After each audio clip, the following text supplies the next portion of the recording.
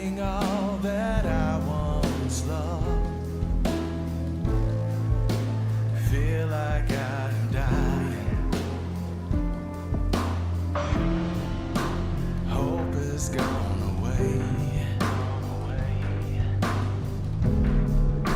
Fingers cold and numb. Eyes fade into white. Darkness overcomes. Bleeding from this pen, my soul in open. Blindly walking, I'm so lost. Gone for quite some time. Forgetting all that I once loved. Feel like I'm dying. Hope is gone away. Fingers cold and numb. Eyes fade into white. Darkness overcomes. Bleeding from this pen, my soul in. Well, welcome you guys. It is a Tuesday afternoon here. We are going to be covering live the White House press briefing, which is supposed to start any minute now. With Carolyn Levitt, we're going to have to see. We're going to see what she has to say about all the craziness going on. She's been great, man. We've been what a fantastic person to be speaking and representing the White House, representing Trump. She's so good. She speaks off the cuff, very smart, able to answer every question that is thrown at her, every ridiculous question, by the way, and even still brings the receipts for everything she says. Guys, it's incredible. She's so good. We are so lucky to have her. So. What's been going on this week? Well, in the last few days, a lot of craziness. I can tell you right off the bat that Doge is under attack from radical Democrats and pro-Hamas, pro-Palestinian supporters, anti-American supporters. These people are attacking Doge, but not only Doge, attacking Elon directly, attacking Tesla. Over the weekend, there were a number of Tesla dealerships vandalized. Over in Seattle, they torched a bunch of Cybertrucks in a Tesla dealership. Even people driving Teslas, driving Cybertrucks, driving just any Tesla in general in these blue cities are being attacked physically by protesters. These people aren't protesting anything, man. They're acting out and throwing a fit and acting ridiculous. I still can't wrap my brain around who would be against doing away with government fraud, doing away with government overspending. Who is against these things? Who is against holding the government accountable for your tax dollars? That's your dollars. And we've seen at this point that they're going towards so many just absolutely disgusting things. It's ridiculous programs and everything except the American people. All this money pouring out of our country to benefit other countries, other nations, other peoples. Not yours, not us, not our people. Why? Well, who is against this? It sounds to me like whoever's against this is absolutely against the nation as a whole. Bottom line, that's number one. They're so delusionally ingrained in this Trump hate that they have, that they're just unwilling to stand for anything that Trump says, does, puts forth, anything. If it's good for the country, so be it. So what? It's Trump did it. We're not down with it. And that's the position that the Democrats have taken, as we saw last week during Trump's congressional address. When the Democrats, no matter what was said, no matter what good was pointed out, no matter even pointing out Americans who have suffered under Democrats' failed policies, who have been victimized under Democrat failed policies. These Democrats sat on their hands and couldn't even applaud Americans who are finally having a better day, a better life. I mean, if that isn't a bold statement to their hatred for Trump, not only Trump, but the American people as a whole, then I don't know what is, man. I don't know how you could see it any other way. Here's Elizabeth Warren right after that being asked, why didn't you guys clap? Like, was there anything that could have gotten you to clap? What could Donald Trump do that'll make you clap? Thank you very much. What could Donald Trump do that'll make you clap? I did clap when he said that the United States had supported Ukraine and given them lots of Well, why not for Laken Riley's mom? Why not How for was America? that speech last night? Did you love it? Well, I watched it. I don't think that was the best look for our party last night. Very disappointing. So you didn't stand up for anything? The president got before the American people, didn't talk about how he could drive down grocery prices. Senator, why weren't you standing yesterday for anything? Very important hearing right now on anti-Semitism. But you didn't stand for anything at the speech last I don't know night. what you're talking about, where you got that information. Well, there was We saw you live. have to say Laken that Riley's was mom, you didn't either stand for her. factual or truthful. We applauded. You don't think it's worthy to stand up for her like everyone else? We should applaud. I need you to move. Congressman, why didn't you stand for the speech? Have a good day. I need to go to a meeting. 80% of the American people, according to CBS, loved the speech. Again, I don't think when the United States, Are the Democrats out of the United touch? States of America, forgive me for going here, forgive me for being out of breath. I don't know what speech they were watching. They were watching the president's speech, Senator. Really? Wasn't worth watching. Why was Al Green so disrespectful? Wasn't worth watching. ask Al Green. So I just pulled up to Congressman Al Green's office, went inside to see if he wanted to talk because he did a lot of talking at the joint address, but they shooed me away. Of course they did. They shoot him away because they're unwilling to talk about the truth, guys. They're unwilling to face the truth that's so very important to you and me and every other American in this country. Over 80% of the nation, when polled, even CNN had to admit this, was in full support of Donald Trump's speech, found it to be very positive and moving in the right direction. Over 80% of the nation, 79, let me rephrase, 79% of the nation is against men and women's sports, yet we still are seeing that debacle going down in states like Maine, who has just recently censured one of its Republican representatives for simply speaking the very truth and pointing out that Maine is not complying with the president's orders.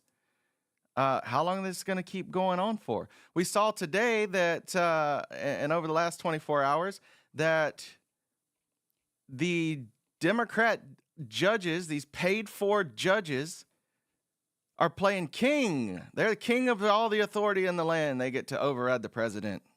President of the United States, that guy that was elected by the people, somehow he has no say-so as long as a judge is standing in the way.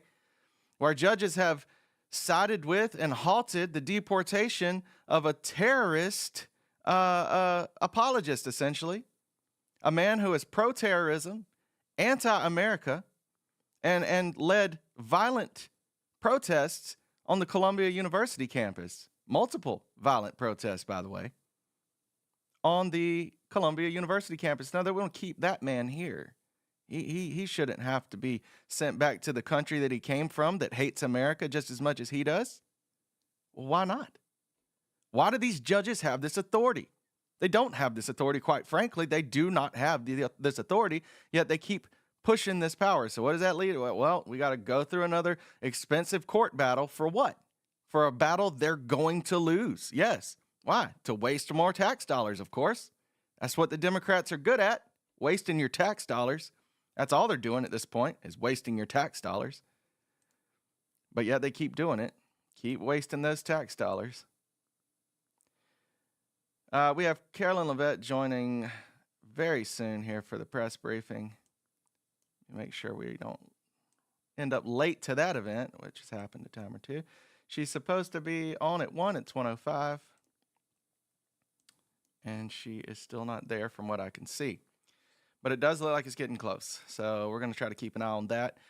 In the meantime, let's take a look at some of this other stuff going on. Elon responding to some of these questions about Doge, which he did a very good job in responding to, in my mind. I think everybody would appreciate this. I'm just here trying to make government more efficient.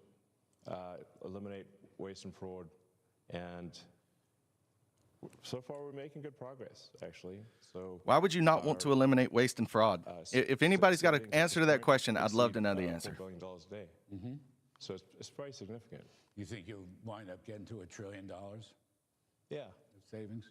I mean, unless we're stopped, we will get to $1 trillion of savings. $1 And that stuff trillion can be in translated. savings. I mean, we've been talking, we had Russell Vogt, the OMB director, on earlier, through very rescission authority, impoundment authority. But I believe you said it earlier, it's an audit that will not gather dust on shelves. This is actually going to wind up with real savings, bend the spending baseline down. Yeah. I'm just here trying to make... Yeah.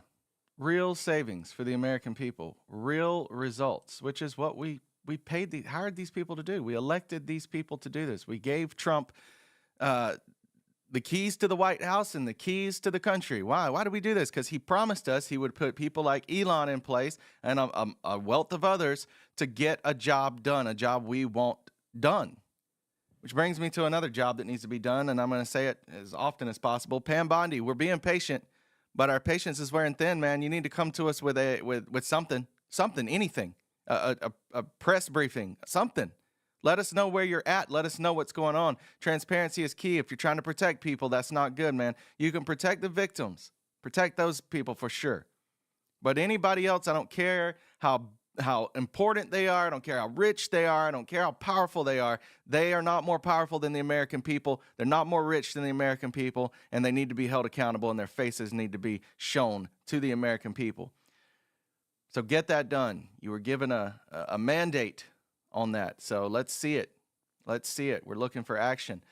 Here's Elon, more on the way your tax dollars have been used. Where you'll see the biggest outcry is from the Democrats who are, they don't want the waste and fraud to be turned off because it is a gigantic magnet to attract illegal immigrants and have them stay in the country. And I mean, you see some of the crazy stuff, like where money from FEMA, which is meant, FEMA is an agency that's meant to take care of Americans in distress. And a bunch of their money was being sent to pay for luxury hotels in New York for illegal immigrants. And that was happening even after the president was elected, and even after he signed an executive order saying that needs to stop.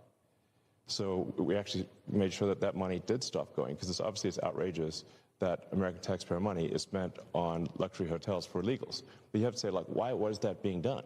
It was because the Democrats are trying to import voters, basically. Yes. I agree. Yeah. And that's also why there's no voter ID needed. In fact, in California and New York State, you're not allowed to show voter ID. Doesn't that seem insane? Insane. Yeah.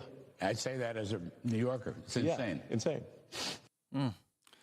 You're not allowed to show voter ID.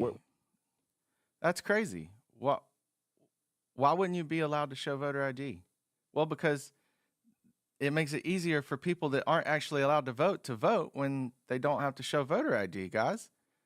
This is how you win. This is how you win if you're a Democrat. You cheat the system. You cheat the system, because when the system is fair and when the system is not designed for your favor, you lose. Why? Because the American people are not down for all of your agendas. We're not down for these things you have pushed upon us for so long. Mail-in votes. It's another great one. I think arguably mail-in voting is the only reason Joe Biden won the election against Trump the first time. That's the only reason. You look at the numbers, and somewhere 20 million. 20 million votes. 20 million votes out of nowhere that can't be accounted for. Nobody knows. Somehow Biden got 20 million more votes that no other election had seen prior to or even this past one. There's 20 million people just didn't show up? 20 million people just decided not to participate this time around? Come on, man. 20 million people just didn't participate in elections past? Just participated in the 2020 election. Just that one. 2020. 2020 for 20 million votes. Yeah, all right. Got to be willingly ignorant to accept that as truth. There's no freaking way, man. No freaking way. But honestly, we're here now. We're moving forward. We're going to make America great again. They're fighting it every step of the way because why? Because Trump derangement syndrome will not allow for making America great again. It's completely 180 degrees against it. Why? I mean, what drives their motivation? Here's the crazy thing. Some of these things Trump's trying to do, they're very similar to things the Democrats were trying to do when they were actually being sensible and reasonable, in the sense that, like, keeping the government open, for instance, not shutting the government down. Democrats were wholeheartedly against any sort of a shutdown. We can't allow that to happen. But we also can't allow Trump's government to keep going. So shut it down. Wait, what? There's a looming recession right now, guys. A lot of that's being talked about. Some of your economists, especially your Democrat economists, boy, those guys are like cheering for a recession, which is just mind-blowing. But there is a looming recession. And of course, they're going to blame Trump for every bit of it. They're going to blame Trump 100%. Trump caused this a recession. Look at what he did. No, bottom line, guys, you got to do your research, and you'll see the Democrats have orchestrated this recession, and they've made sure that no matter what, a recession is inevitable. Now, what Trump's doing at this point, because I feel like he probably knows that this recession has been well orchestrated. It's unavoidable at this point with decisions that the Biden administration made, floating money from here to there, pulling money out of Social Security to pay for EV tax credits, floating and paying for people's mortgages and stuff like that for years and years now, just been paying it off, bumping their payments back to the end of their loans so that nobody goes into foreclosure and everything looks like it's good to go, right? The housing market's doing great, except it's not. It's not doing great. This bubble is about to burst, and it needs to happen in order to set things back the way they should be, but it's going to be a difficult time when it does happen. Now, thankfully, like I said, Trump is just he's working very, very hard to make sure that when this happens, the America in general is going to be in the best position to handle it and rebuild itself and get right back in the game where we need to be. But it's going to take some time, guys. There ain't no avoiding it at this point. Ain't no avoiding it at this point. Too many things have been set into motion as Trump was preparing to take the White House, as he was preparing to take office, and the Biden administration was preparing to leave. As we're finding out today, Biden himself probably didn't have a lot to do with much of it. No, he had an auto pen signature signing nearly every document that was signed by Joe Biden for most of his presidency, including some pardons that he signed at the end. Funnily enough, Joe Biden signed pardons for several people that, in my mind, shouldn't need a pardon. They weren't charged with any crimes. But apparently they needed preemptive pardons. Those preemptive pardons were signed while Joe Biden was on vacation down in St. Croix, down in the Virgin Islands. But somehow those documents got signed in Washington with Joe Biden's signature. You tell me now, is that even legal? Isn't that don't we call that forgery? And if Joe Biden didn't sign them because he couldn't have, because he wasn't in the country, how did they get signed? And who's behind the signing of those documents? Who did that? I think we should be figuring out who did that and figuring out how and when we're going to prosecute them and for how long they're going to spend time in prison, because that needs to happen, guys. That needs to happen. That is fraud. They defrauded the American people, and probably in a lot of other documents that got signed, a lot of other Biden administration initiatives that got signed. You people are like, well, we want Kamala. We want Kamala. Well, you had Kamala. You did. She was signing documents, probably her with that signature. She's probably behind some of it. We don't know that yet, so don't take my word for it. It's fact. Just me pontificating about how this could have all taken place. How does it take place? How does a U.S. president not even know some of the documents he signed when questioned on some of the things that he signed, supposedly signed? Joe would go, oh, what are you talking about? I didn't sign that. I didn't do that. Well, we have your signature right here, sir. Oh, yeah. Yeah, okay, yeah, that document. Yeah, see, Joe's just trying to go along because he knows the bigger, oh no, my puppet master signed that document. Oh, okay, I didn't realize. My puppet master signed that document. Come on, man. We can't live in a United States of America that is defrauding their people, that's taken away from your pockets, that's over-regulating the people to death so that the corporations stay huge and in control, and we accomplish nothing. We are just their workforce. That's not how this country was designed, man. We're not meant to be taxed to death. We're not meant to be. The country wasn't designed for us to be taxed to death. We got away from a country. We broke away from a system of taxing their citizens to death. The United States is supposed to stand for more. It's supposed to stand for opportunity, the land of opportunity, the American dream. How do you achieve the American dream today when you are taxed absolutely to the nines? Okay, we're going to join Carolyn now. Sorry. I'll get back to my point, though. There's a lot of news today, so I look forward to taking your questions. Good to see you.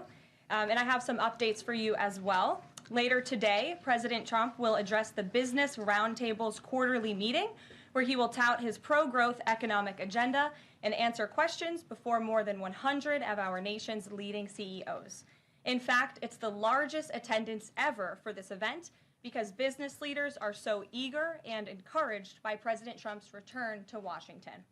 This follows President Trump's roundtable yesterday with the Technology CEO Council here at the White House, where he met with key leaders in the technology industry. And last night, President Trump also held an official swearing-in ceremony in the Oval Office for Sean Curran, who is now the 28th Director of the United States Secret Service. Sean demonstrated unbelievable bravery under gunfire in Butler, Pennsylvania this past July when an assassin tried to kill President Trump. As someone who got to know Sean personally throughout the campaign last year, I can say unequivocally that there is nobody better suited for this important role. And following the confirmation of Labor Secretary Lori Chavez DeRomer last night, the Senate has now confirmed 21 of President Trump's well-qualified cabinet-level nominees, far outpacing the previous administration. And looking ahead, tomorrow, the president will welcome the Taoiseach Micheál Martin of Ireland for the annual White House Shamrock ceremony. And Thursday, President Trump will welcome the NATO Secretary General for a working meeting and lunch. On the economy, February's jobs report was good news for America, particularly our manufacturing sector. The manufacturing sector gained 10,000 new jobs in just 1 month under President Trump. This rebound was led by the automobile sector, where we saw 9,000 new auto jobs created already. That is the most auto jobs added to the economy in 15 months. This was a complete turnaround from the Biden administration, where we were losing an average of 9,000 manufacturing jobs per month last year. Reuters is out with a report that a number of companies are now looking at expanding their presence or bringing their businesses into America because of President Trump's policies. And just moments ago, before coming out here, I saw another report by Reuters revealing that Merck has opened a $1 billion facility at its North Carolina site. This is just the latest pharmaceutical company to boost its U.S. manufacturing in lieu of President Trump's tariffs. This announcement follows Eli Lilly's plans to invest at least $27 billion to build 4 new manufacturing plants here in the United States, and Pfizer has also said it's considering moving their manufacturing overseas right here to the United States of America. As the president has said over and over again, when we purchase products made in the USA, the profits stay here, the revenue stays here, and most importantly, the jobs stay here. And despite the globalist mainstream media's attempts to worry consumers, President Trump will not repeat the trend of past American presidents who broke their promises to the American public and smiled while they stuck a knife in the back of American workers and shipped their jobs overseas. Our country has lost more than 5 million jobs in more than 90,000 factories due to devastating globalization over the last 3 decades alone. North Carolina lost 300,000 manufacturing jobs, including 60% of its furniture manufacturing jobs in the years following NAFTA.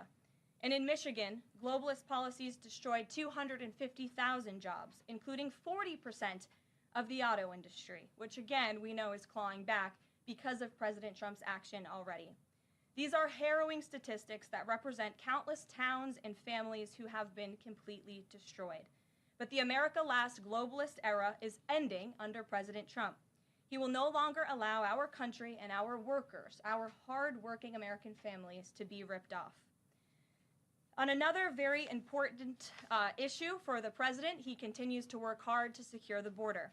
If you missed it yesterday, CBP launched an enhanced home mobile app with a new feature, the Intent to Depart, which offers unlawfully present aliens or those aliens whose parole has been revoked an orderly and defined process to notify the U.S. government of their intent to depart the country.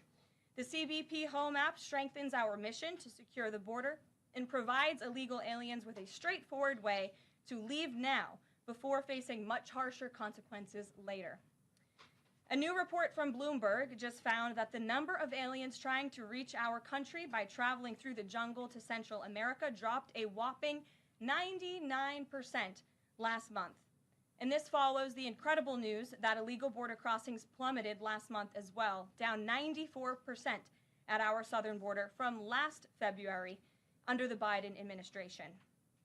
As President Trump made clear during his historic address to Congress, we must finish this job and continue to carry out the largest deportation campaign in American history. And that is why the president fully endorses the continuing resolution that is before Congress and was negotiated by Speaker Johnson. He is encouraging all Republicans to vote yes on this clean CR, which freezes funding at current levels and will prevent the Democrats from getting their long-awaited government shutdown. Voting against this CR will hurt the American people and kill the incredible momentum that President Trump has built over the past 51 days. And lastly, before I take questions, I would like to commend the Washington Post, who I believe is in the room today. According to a new report from Axios, the Washington Post is overhauling their newsroom structure. It appears that the mainstream media, including the Post, is finally learning that having disdain for more than half of the country who supports this president does not help you sell newspapers. It sure It's not don't. a very good business model.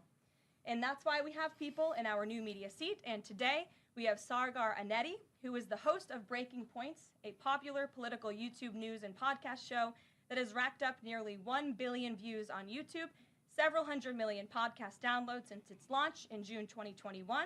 He's also a former member of the White House Correspondents Association, but is now a part of the thriving independent media. We're very happy to have you with us here today. Why don't you kick off our briefing? Thank you. Really appreciate you having me, Caroline. A couple of questions for you, if I may. First on the stock market. So currently it's the 25th anniversary today of the dot-com bubble crash. There's a lot of concern for a lot of Americans right now about the state of the economy. President Trump has refused to rule out a recession. Secretary Lutnick, however, has told us there will not be one. So can the White House just tell and assure Americans today that there's not going to be a recession? Well, there's a lot to unpack there. So let me start by saying that, first of all, when it comes to the stock market, the numbers that we see today, the numbers we saw yesterday, the numbers we'll see tomorrow are a snapshot of a moment in time. And as President Trump has said, and I'm here to echo the remarks of this president of this White House, we are in a period of economic transition. We are in a period of transition from the mess that was created under Joe Biden and the previous administration. Joe Biden left this country in an economic disaster. Several statistics to point out. The delinquency rate on credit card loans increased 63% under Joe Biden, hitting a near 12-year high. Under Joe Biden, all net job growth went to foreign-born Americans. Real wages declined by 1.5% under Joe Biden. And as we all know, and this administration continues to combat, prices soared more than 20% under Joe Biden because of his reckless spending and economic policies. So we are in a period of transition from that economic nightmare under a president who had no idea what he was doing, never held a private sector job in his life, into a golden age of American manufacturing under a businessman and a deal maker in chief in President Donald J. Trump, who is implementing the formula that we know works. Look at President Trump's results in his first term. If people are looking for certainty, they should look at the record of this president. That's why the American people re-elected him back to this office. 100%. And look at everything that President Trump has already done and his team has already done in just 51 days. The massive efforts to deregulate, tax cuts, which we need Congress to pass the Trump economic agenda, the Trump tax cuts, which will unleash economic growth. And the president also addressed this directly, I will point out as well, when you look at what he said on Air Force One. And he said he wants the American people to have so much money in their pockets they don't even know what to do with it. That's the intent of this administration, and we're working very hard every day. I'm glad she talked about all this because, like I said, guys, it feels like the recession is inevitable at this point. It's going to happen. The Biden administration orchestrated it, made sure that it would happen. Make America healthy again. What kind of So we have to message is this White dig House out of that. sending against It's going to take a Congressman transition sticking up for period. Principles that he's long held in the chamber and voting against continuing resolution and spending.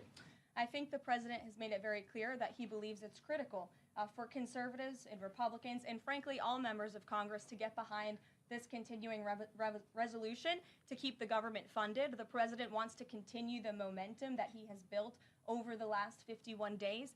In order to keep the government funded, we got to keep moving with these deportations, and he believes that everybody needs to get on board with this bill. He's been active in this process. He's been making calls to get this over the finish line, and we're urging every Republican, and Democrats too, to do what's right for the American public to prevent a government shutdown. Just the last question here on Mahmoud Khalil. Does the administration believe that it needs to charge a green card holder with a crime to be eligible for deportation?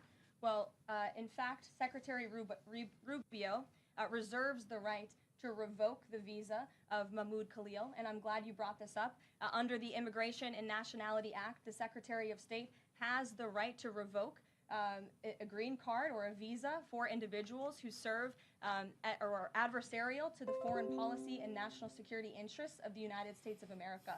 And Mahmoud Khalil was an individual who was given the privilege of coming to this country to study at one of our nation's finest universities. It's a privilege, not a right, a privilege. And he took advantage of that opportunity, of that privilege, by siding with terrorists, Hamas terrorists who have killed innocent men, women, and children. This is an individual who organized group protests that not only disrupted college campus classes and harassed Jewish American students and made them feel unsafe on their own college campus, but also distributed pro-Hamas propaganda, flyers with the logo of Hamas. That is what the behavior and activity that this individual engaged in. And I have those flyers on my desk. They were provided to me by the Department of Homeland Security. I thought about bringing them into this briefing room to share with all of you, but I didn't think it was worth the dignity of this room to bring that pro-Hamas propaganda. But that's what this individual distributed on the campus of Columbia University. Look, guys, nobody coming to this country with hateful ideologies, with a hate against America and everything it stands for, has the right to be here. Nobody. Nobody. That is what the immigration system is for, to make sure people are willing to conform with our laws, our way of life. These people come over here. It's a privilege to be here. You don't get to disrupt Americans while you do it. No, I don't think so. Okay. But is there any concern here that it's going to be harder to ask certain federal workers to retire if they look at their retirement accounts and they're getting robbed every day? Well, I'm glad you brought up workers, because that's exactly who President Trump is looking out for with his America First trade policy and his America First economic agenda. And if you look at, there's great indication to be optimistic about where the economy stands. And the American people, investors, CEOs, small business owners, but most importantly, workers, should bet on President Trump, because his tariff policies, what he envisions is reciprocity, fair trade practices where American workers are put first and are no longer ripped off by foreign countries all over this world. President Trump says he's going to buy a Tesla today. Did he buy it? And when is the last time he drove a car? That's a very good question. I have heard the president remark that he misses being able to drive, that luxury of driving his own vehicle, although the beast is nice. But he is going to be viewing a Tesla that is making its way to the White House complex now, I can confirm. Perhaps the press pool today will have an opportunity to witness this very exciting moment later this afternoon. But a Tesla is on its way here now, and we'll see if the president likes it when he checks it out. So they're bringing him a Tesla to look at, and if he likes it, he's just going to buy it. You know, he's intent on, he's definitely going to buy one, but he'll take a look at it when it gets here later this afternoon. Full retail? Yes, full market price. Full retail. Can we talk about Canada? What is the status of President Trump having a conversation with Mark Carney? We have seen the president use the term governor to refer to Justin Trudeau. Will that moniker also go to Mr. Carney going forward? And is the decision to increase the What is up with this cameraman, guys? Look at this guy. metric that he looked at? Is it impulse? How would you describe his reaction? What are you trying to The president capture? has not yet spoken to Mr. Carney, not since I checked, which was just moments ago. But certainly his phone is always open to leaders who wish to speak with him. As for the tariffs, the president made his position on this quite clear with the statement that he put out. And it was a retaliatory statement due to the escalation of rhetoric that we've seen out of Ontario, Canada. The president saw the Premier, Doug Ford, make an egregious and insulting comment threatening to shut down electricity for the American people, for hardworking American families. He made that threat. The president saw that and has an obligation and a responsibility to respond accordingly and represent the interests of the American people. So he has made the decision to add a 25% tariff. So now steel and aluminum tariffs will come into effect tomorrow at the rate of 50%. And our steel and aluminum industries have actually applauded these tariffs because, again, they know it's going to grow their industry here. It's going to allow them to export more steel that is made right here in the United States with American workers. Egregious and insulting are your words here, but that's what many Canadian leaders have said about the actions President Trump has taken toward Canada. And what do you think the timeline is for speaking to Mr. Carney? Because normally a sitting president speaks to a close ally very quickly when there's new leadership. Well, the president is, again, responding to the fact that Canada has been ripping off the United States of America and hardworking Americans for decades. If you look at the rates of tariffs across the board that Canadians have been imposing on the American people and our workers here, it is egregious. In fact, I have a handy-dandy chart here that shows not just Canada, but the rate of tariffs across the board. If you look at Canada, since you brought it up, American cheese and butter, nearly 300% tariff. You look at India, 150% tariff on American alcohol. You think that's helping Kentucky bourbon be exported into India? I don't think so. 100% tariff on agricultural products from India. Look at Japan, tariffing rice, 700%. President Trump believes in reciprocity, and it is about dang time that we have a president who actually looks out for the interests of American businesses and workers. And all he's asking for at the end of the day are fair and balanced trade practices. And unfortunately, Canada has not been treating us very fairly at all over the past several decades. To the woman in the purple, because I saw you were making a face at my previous answer. So what's going on? Well, actually, I have a couple of questions. At the core of pro-Palestinian protests on college campuses and elsewhere is a demand to end the war in Gaza, a goal that this administration actually supports and has pursued. So why has this not been acknowledged or highlighted even? Because these colleges and these protests have again put out Hamas propaganda. The flyers that have been distributed call for violence. The flyers that have been distributed have the logo of an organization that has held Americans hostage, that murdered innocent babies, that murdered men, women, and children. They are a designated foreign terrorist organization, and we are not going to tolerate non-citizens, foreigners who come here on a visa engaging in such behavior, siding with terrorists. And the Secretary of State reserves the authority to revoke the green card or the visa of an individual who serves as an actually it says right here, reasonable grounds to believe that the alien's presence or activities in the United States would have potentially serious adverse foreign policy consequences to the United States. And I think siding with Hamas makes that quite clear.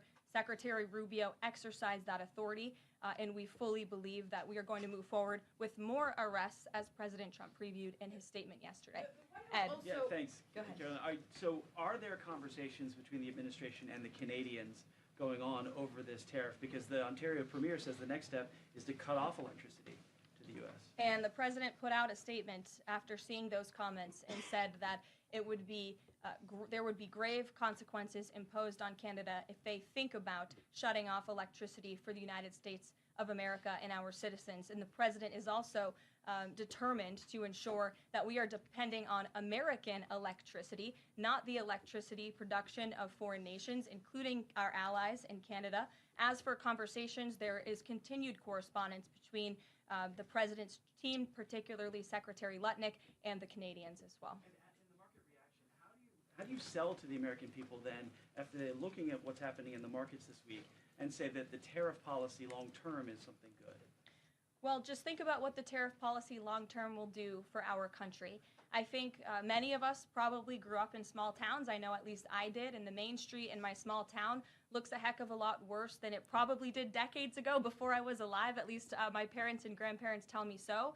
And I know many Americans feel that same way. What the president envisions for this country is for the United States of America to be a manufacturing superpower. As well it should where there be. are American factories and businesses owned by Americans, producing goods that we are We need to be a exporting the rest producer, of not the just a world. consumer, Those guys. revenues will stay here. It will increase wages for people here in our great country. It will ensure our national security, and it will boost the morale of the American people to have thriving industries again. Think Oh, about yeah. Detroit, Michigan. Think about North Carolina, as I mentioned, that used to have a thriving furniture industry that no longer exists because of the globalist trade policies of previous and past administrations. And the American people gave the president a tremendous opportunity to restore American greatness and restore our manufacturing dominance, and he's intent on doing just that. John. You put up on the screen the president's message to Republicans to support this continuing resolution. Is there outreach to Democrats? Because what we've seen since the beginning of the fiscal year is that in order to get a continuing resolution, you need bipartisan support and you need compromise. Well, right now, we are focused on House Republicans and on the House, because that's the first step, as you know, John. And so the president has engaged in correspondence with House Republicans, whipping votes and getting them to a yes, which I understand has been pretty successful this morning thus far. And so, again, the president is encouraging Republicans especially, but again, as I said, all members of Congress to vote to continue funding this government so we can continue the business of the American people, which elected President Trump to do. Financial markets, we've seen this decline yesterday, we see it today as well. It seems that the read on the president's policies is one in which they do not have confidence in his trade tariffs policy. They do not have confidence in what the president said to Fox News over the weekend, that he didn't rule out the idea of a recession. What is your read in terms of the decline that we've seen over the last week and a half in financial markets? Well, I think there's actually a lot of reason to be confident, and many people do feel confident. Just look at the nearly $2 trillion in private investment that this president has secured. Look at the comments made by the CEO of Apple, one of the biggest companies in this world, who said that he is bullish on the future of American innovation under the leadership of President Trump. Look at CEO confidence. According to the Conference Board measure of CEO confidence, in Q1 2025, under the leadership of this president, it jumped to its highest level in 3 years, from cautious optimism to confident optimism. If you, again, look at the $2 trillion in investments from some of the biggest companies in the world, look at the jobs report last Friday, as I also cited in my opening remarks. Fox Business reported that Trump sees a manufacturing boom in first full jobs report of his second term. Look at the auto jobs that have already poured back into America. We added 9,000 new auto jobs. Those are sticky jobs. Those are good paying jobs. That's 9,000 American families who will now be able to live the American dream because of the policies of this administration. You also look at small business optimism. The NFIB put out a report this morning. Small business optimism continues to be far higher than it ever was under the previous administration. There's a lot of reason to be optimistic. And again, the American people, CEOs and people on Wall Street and on Main Street should bet on this president. He is a deal maker, he is a businessman, and he's doing what's right for our country. He wants to restore wealth to the United States of America. Michael, good to see you. Thank you. Two questions, if I may. Will the administration be providing any relief to states affected by the Ontario power tariff? Well, the president has made it very clear that Canada would be very wise not to shut off electricity for the American people, and we hope that that does not happen. As for what would happen if that does take place, I'll leave it to the president to make those decisions. Does President Trump share the Justice Department's concern over rising egg prices and possible collusion of Big Egg? Well, Egg we prices have definitely- actually come down. We definitely do share the concerns They're of the below American people when it comes the to average price when he price took of eggs. office However, at good this news, point. the average cost of a dozen eggs is actually down since Secretary Rollins and President Trump announced their plan. It's down $1.85. So that's good news on the cost of eggs. And as we know, under the Biden administration, egg prices went up 22%. This is another example of an economic mess that President Trump inherited, and the Secretary of Agriculture and the President are focused on fixing it. Secretary Rollins put out a 4-point plan rather, to address this crisis, and she has been honest and realistic with the American people as this administration. Picture this. Oh, You've got a man. big new website idea. And Why your are they team hitting is me with ready to go. ads? Instead of I It have should be, but premium she's for a focused, and this reason. administration is focused on doing that every day. Goodness gracious. Just back on the markets, you said that what we're seeing this week right now on Wall Street is a snapshot of a moment in time. But does the president think he bears any responsibility for the turmoil in the stock market this week? Look, the president is unwavering in his commitment to restore American manufacturing and global dominance, and I think he doubled down on that this morning with his new statement and the tariffs that will be implemented tomorrow on steel and aluminum. And he has said recently he's not looking at the market. He said you can't really watch the stock market, but all of the gains since Election Day have been erased in the S&P 500.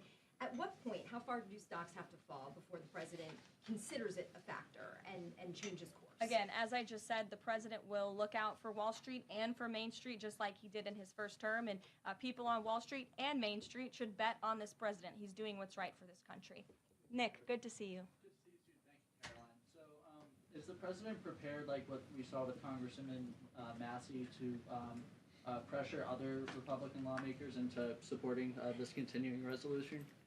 Well, he is very much, as I said, engaged in this process. He's been making calls to lawmakers on Capitol Hill, and I think his statements against Congressman Massey speak for themselves, and I will let the president put out any additional statements if he chooses to, but he fully expects all House Republicans to vote for this continuing resolution.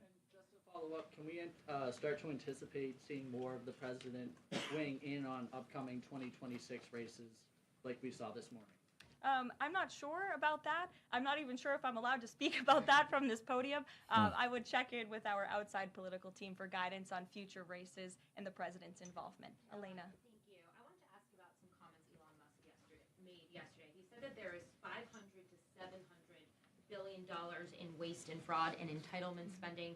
He called it, quote, the big one to eliminate. Earlier this month, he also referred to Social Security as a Ponzi scheme. Should Americans expect changes, big changes, to Social Security and Medicare? President Trump has been unequivocally clear on this. He is going to protect Social Security and Medicare benefits and Medicaid for hardworking Americans who paid into these entitlement programs and deserve those hard-earned benefits. And unfortunately, the mainstream media has taken Mr. Musk out of context. I saw a Bloomberg headline that our team actually worked on getting updated and fixed because it was so wrong, and it took Mr. Musk out of context. What he was specifically referring to cutting was the waste and the fraud and abuse that does exist in these programs. According to an IG report from the Social Security Administration, there's more than $70 billion of fraud in the Social Security program alone that we know of.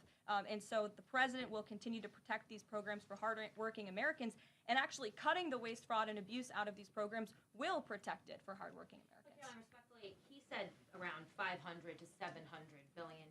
There was no evidence to claim that, and also, if that is the case, that would represent more than a third of what Social Security paid out last year, maybe 20% of Social Security and Medicare. Again, combined. if you read his full quote, he said, "We think," so it's an estimate based on what he's seen. He's not saying definitively. He's saying that's what DOJ suspects and thinks. And that's exactly why DOJ was created, to ensure that we are investigating the fraudulent spending, the wasteful abuse across our federal government.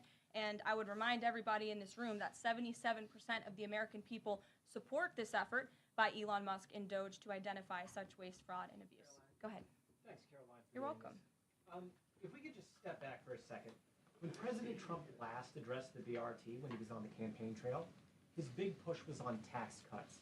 He's going there today as he's proposing tax hikes in the form of tariffs. Not And true. I'm curious He's not for doing why that. he's prioritizing that over the tax cuts. He's actually not implementing tax hikes. Tariffs are a tax hike on foreign countries that, again, have been ripping us off. Tariffs are a tax cut for the American people, and the president is a staunch advocate of tax cuts. As you know, he campaigned on no taxes on tips, no taxes on overtime, no taxes on Social Security benefits. He is committed to all three of those things, and he expects Congress to pass them later this year. I'm sorry, have you ever paid a tariff? Because I have. That's They it. don't get charged on foreign companies, they get charged on the importers. Yeah, we And know how they ultimately, work, when buddy. we have fair and balanced trade, which the American people have not seen in decades, as I said at the beginning, revenues will stay here, wages will go up, and our country will be made wealthy again. And I think it's insulting that you are trying to test my knowledge of economics and the Yeah, decisions that it this really president is. Shows has what a made. worm this I'm guy is. now regret giving a question to the Associated Press. Mary, go ahead. Was on Russia, Ukraine. I know especially The goal is not to just have these in place forever. The goal is to build these industries within the United States. Can you share any more We need about to be that building letter these and what industries else is ourselves, interesting from it that we not know? dependent Yes, on the every other president did nation for reference these that things that letter, we as you're need. saying, in his joint address to Congress. And I do have an update. As you know, Secretary of State Rubio and our National Security Advisor Mike Waltz have been negotiating with the Ukrainians today in Saudi. They will be providing a full readout of that meeting very soon. But I can assure you and everybody here and the American people that the news we've received from that meeting throughout the day and the president has been briefed on is positive. This meeting has been productive. I will let Secretary of State Rubio and our National Security Advisor speak to the specifics of what has taken place today when they are ready to do so when the meeting concludes. Lindsay, go ahead. The president has said this is the first of many arrests like this. Does the administration have a rough estimate of how many arrests you're planning to make similar? I don't have an estimate. I do know that DHS, based on very good intel that they have gathered at the direction of the president's executive order, which made it very clear to the Department of Homeland Security that engaging, as I said, in anti-American, anti-Semitic, pro-Hamas protests will not be tolerated. So since the president signed that executive order and since Secretary of Known has taken the oath at DHS, they have been using intelligence to identify individuals on our nation's colleges and universities, on our college campuses, who have engaged in such behavior and activity, and especially illegal activity. And so I don't have a readout on how many arrests will come, but I do know that DHS is actively working on it. And I also know that Columbia University has been given the names of other individuals who have engaged in pro-Hamas activity, and they are refusing to help DHS identify those individuals on campus. And as the president said very strongly in his statement yesterday, he is not going to tolerate that. And we expect all America's colleges and universities to comply with this administration's policy. Jasmine.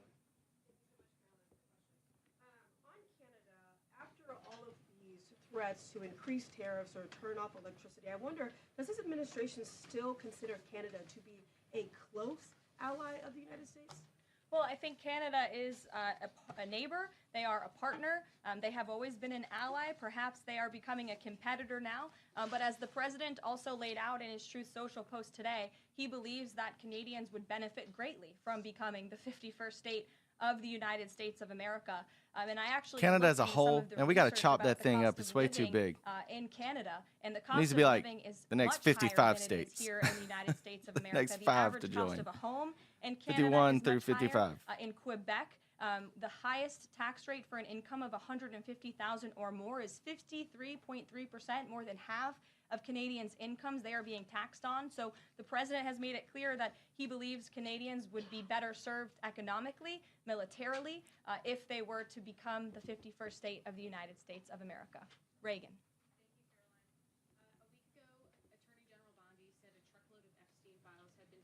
Office from the SDNY. Where are the files? I would defer you to the Department of Justice. I don't Yeah, have but time. Bondi's not talking to us. And the JFK files. I don't at this moment. Again, I would defer you to our DNI director, Tulsi Gabbard, and also the Department of Justice. I know that they are working on that diligently, as the president requested them to do. Christian. Have there been any updates on standing up the External Revenue Service to collect revenue from that?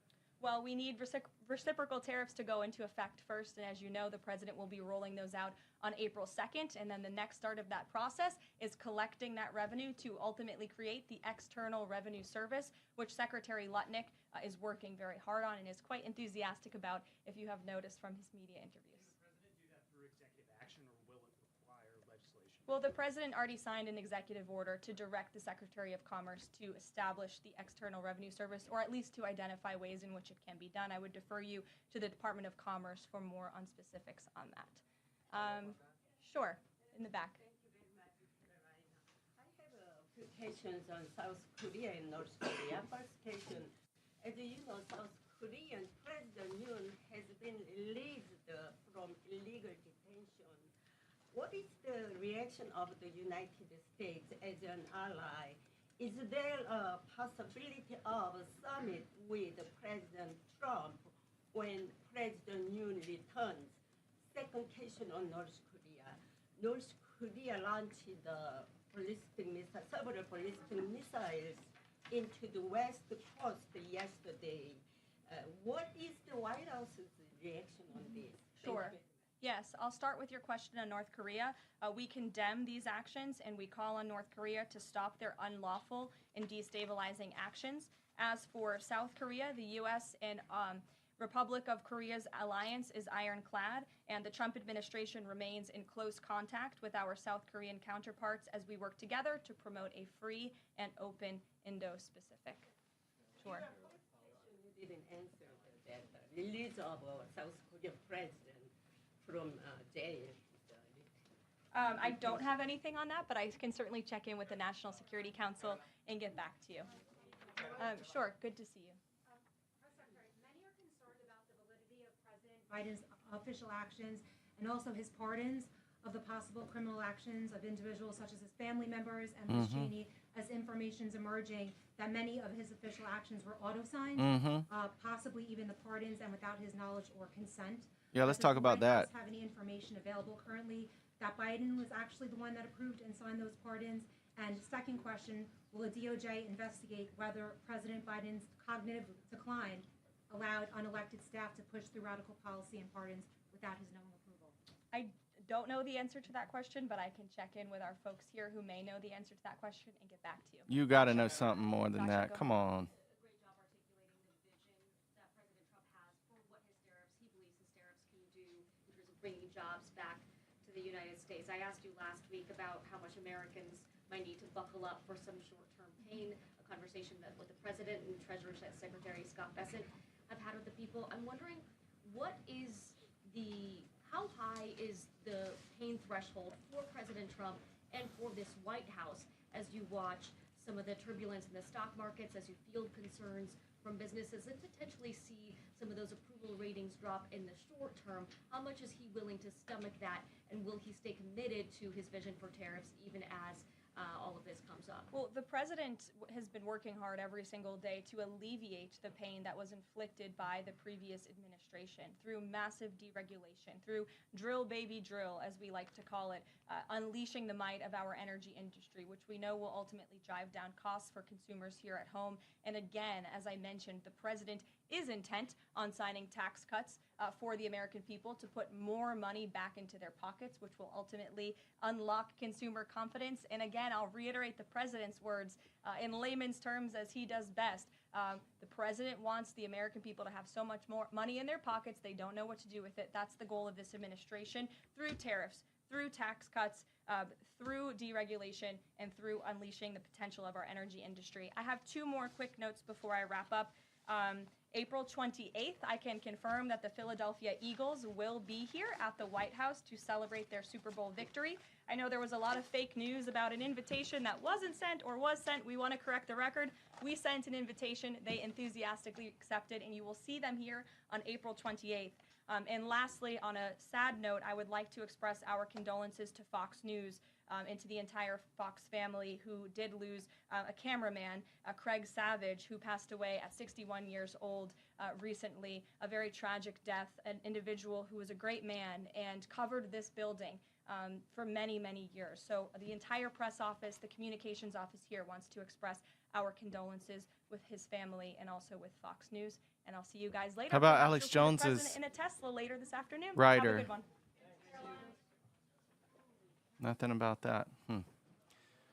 Well, there you have it, guys. The press secretary has just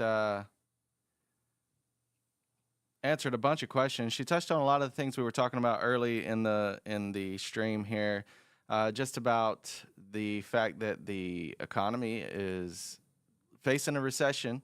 It's been a long orchestrated recession by the left to make sure that when they lost in November, which they did, and they pretty much knew that was coming, that they would give Donald Trump the hardest time ever by making the economy, by essentially crashing the economy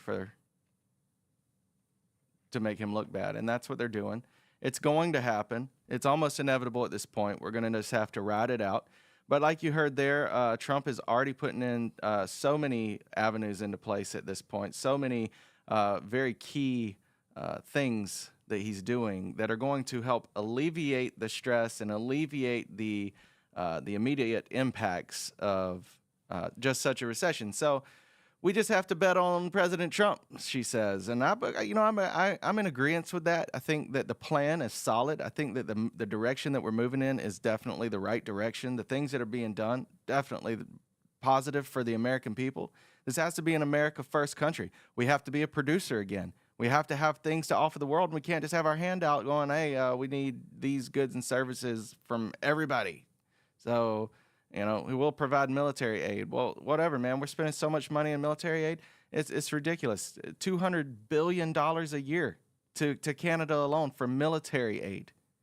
Just to support them militarily. I mean, that's for their defense. It's like, well, why are we doing all this? First off, Canada doesn't have anything that we can't produce right here in the United States.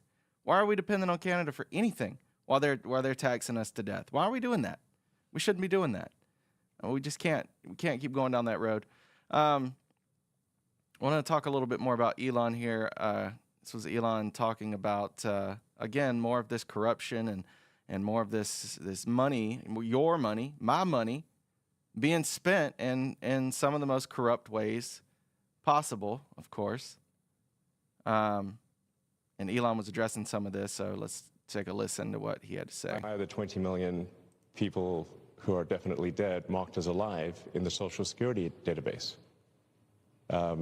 Why were hundreds of millions of dollars of Small Business Administration loans were given out to people aged 11 and under, according to the Social Security? I mean, like, these must be some very enterprising 8-year-olds, And some pretty strong 150-year-olds. Yes, exactly. As the president said, we have an enormous number of people marked as alive who are 160. He didn't know the country was that healthy. Why are there 20 million people who are dead? I mean, just massive, massive corruption, guys. 20 million people? 20 million people who are deceased. Somehow still receiving... Where you'll see the biggest outcry is from the... Still receiving financial aid and Social Security and all kinds of ridiculous nonsense. All kinds of things that shouldn't be. Yeah, lots going on, guys. Lots going on. What are the Democrats doing? Well, the Democrats are doing silly things like this right here. I can't play the music, otherwise YouTube will shadow ban my video, or rather they'll just demonetize it. But this is what the Democrats are doing with their time. Getting paid by your tax dollars. They think this is a college scene or something. I mean, they're just back in the dorms doing what college kids do. Here they are again with another ridiculous, I guess they're video game characters here. We're supposed to be excited about this. All the while they stand in the way of pushing forth bills and pushing forth the American agenda, the agenda that we hired Trump to do, the thing that we put him there to do, that we insisted on him hiring Elon Musk to do.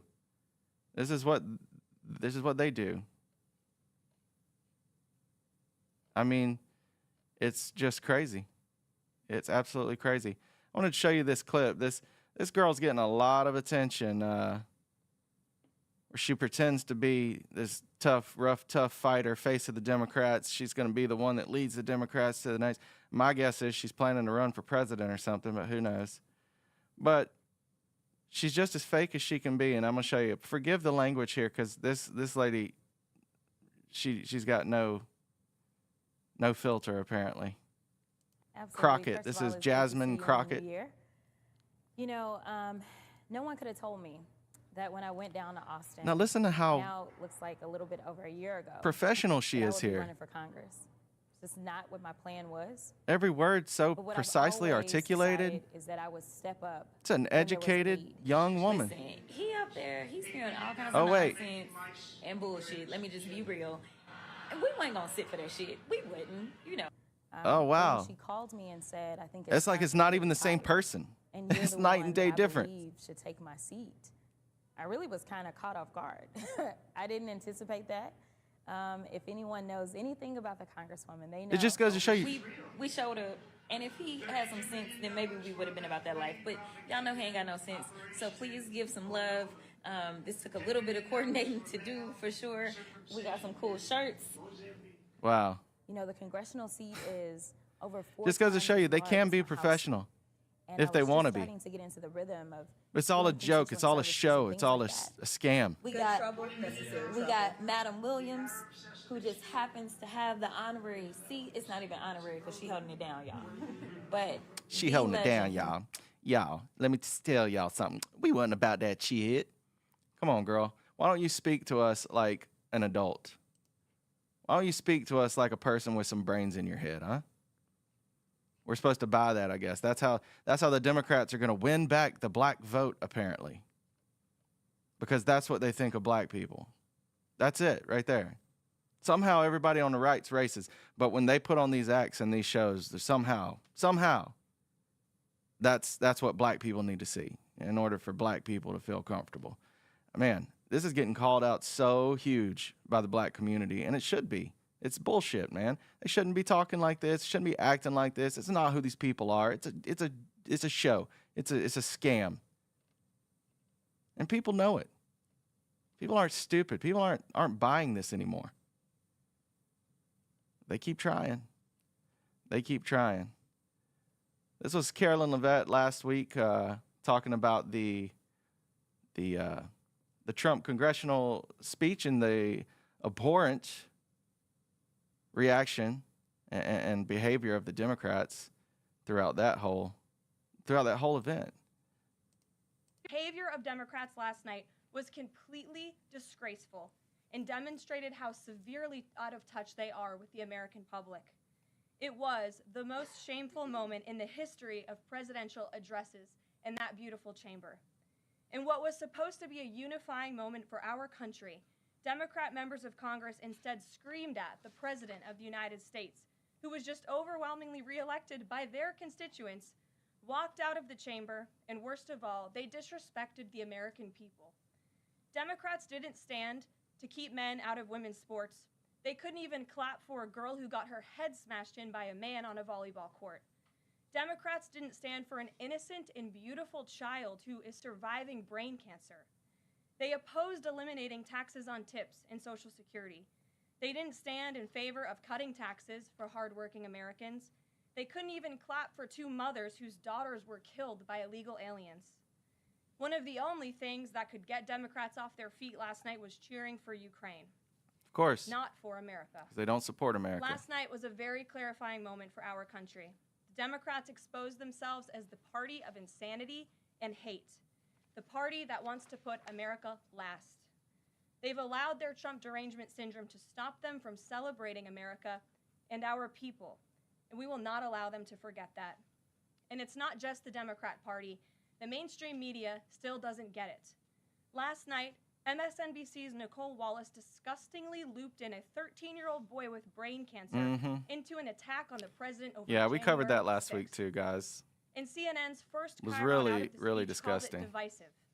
President Trump wasn't divisive. The Democrats just aren't standing for CNN was proven wrong by America. their own viewers, 69% of whom, in a post-speech poll, said they had a positive reaction to the president's speech. All right. Anyway, we've seen that.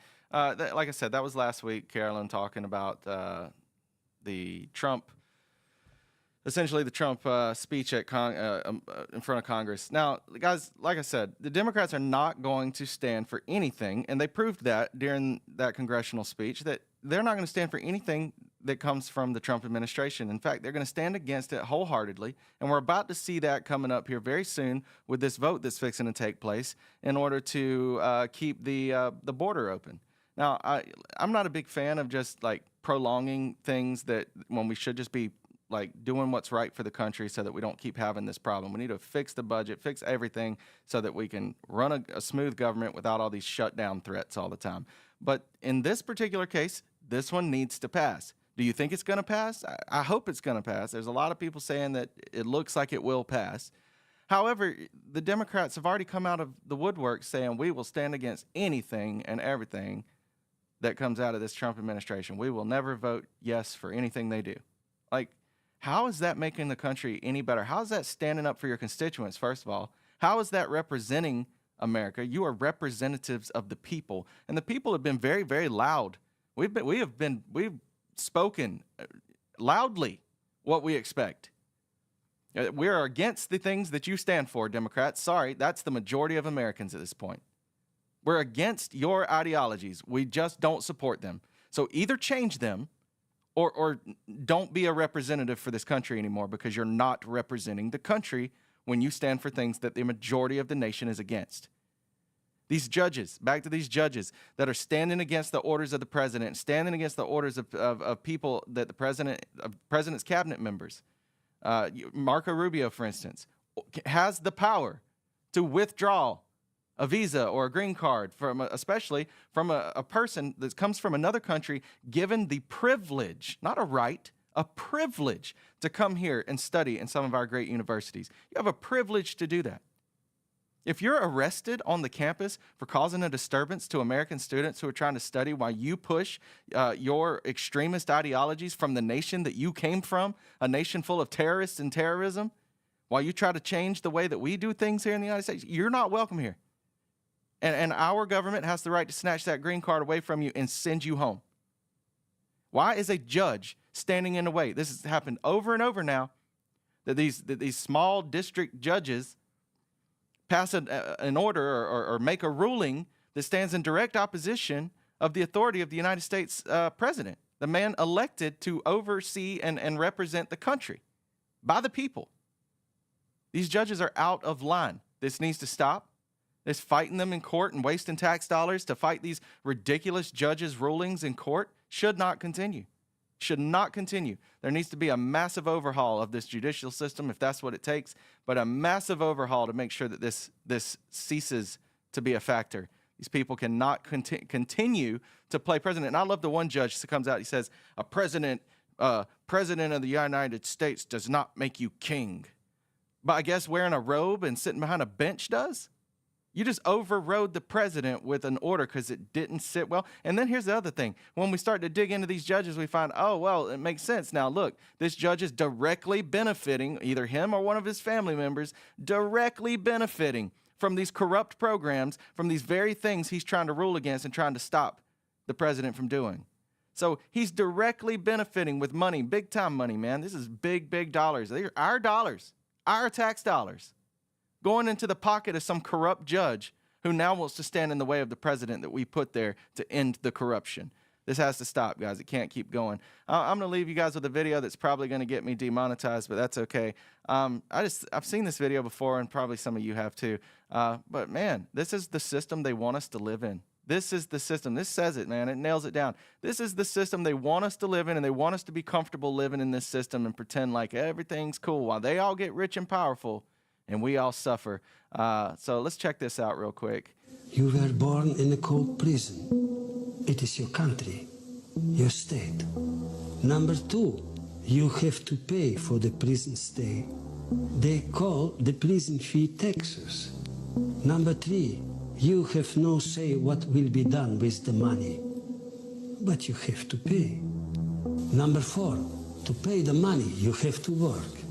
The prison encourages you to buy new shiny products, so you feel better about your poor existence. Number 5, you are not allowed to exit the prison far enough to see the prison wall. Number 7, the prison gives you news and entertainment so that you don't discover the prison walls. Number 8, the prison does not allow strong family bonds or strong brotherhood unless you are a part of the group that is running the prison. Number 9, the prison you live in wants you weak, sick, and divided, because weak prisoners can't climb the walls. And most important, number 10, the prison is mostly run by other prisoners. It will collapse if enough prisoners will wake up. If enough prisoners will wake up, the prison system will collapse. Well, guess what? Prisoners are waking up all over this country. I believe that's happening. What he just described is, by and large, the Democrat agenda. This was where we were headed fast. They had gotten us most of the way there, and if we'd have put the other person in charge, we'd probably be there right now. I mean, we pretty much are there right now, but we're undoing that. The more prisoners that wake up, the more the prison system collapses. It cannot continue in the same direction. It cannot continue to have power, and it cannot continue to keep us from seeing and climbing those walls and getting out of this mess that we've been in for a long time. That's Donald Trump's agenda. Undo the disaster that has been put upon this country, especially by the last 4 years in the Biden administration. And we, as Carolyn Yvette said, bet on Trump because his agenda is sound. It's going to pay off. It's going to be amazing, and it's going to make America great again. That's just what I think, guys. Let me know what you think down in the comments. We will try to see you back here very, very soon. If there's anything else going on today worth covering, we'll jump back on. If not, we will see you next time. Until then, peace. Stay free.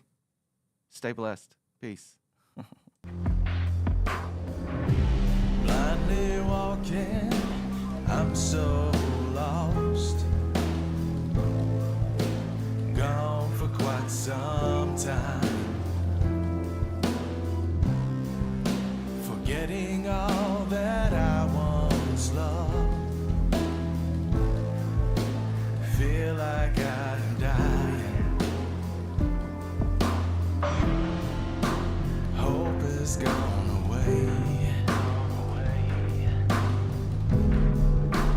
Fingers cold and numb. Eyes fade into white. As darkness overcomes. Bleeding from this pen.